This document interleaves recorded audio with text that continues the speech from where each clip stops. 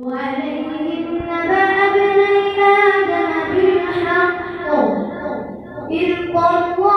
قربانا فتقبل من أحدهما ولم يتقبل من الآخر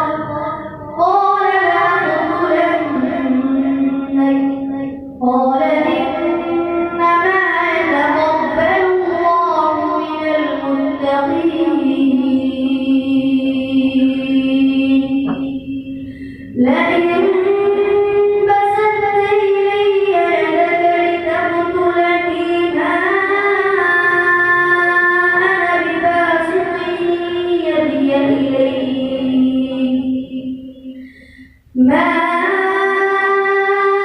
أنا بباسط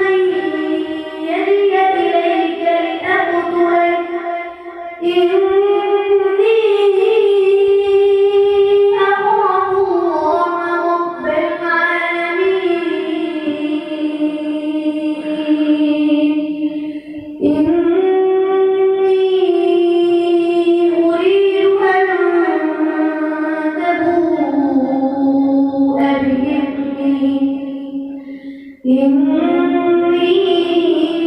إني أريد أن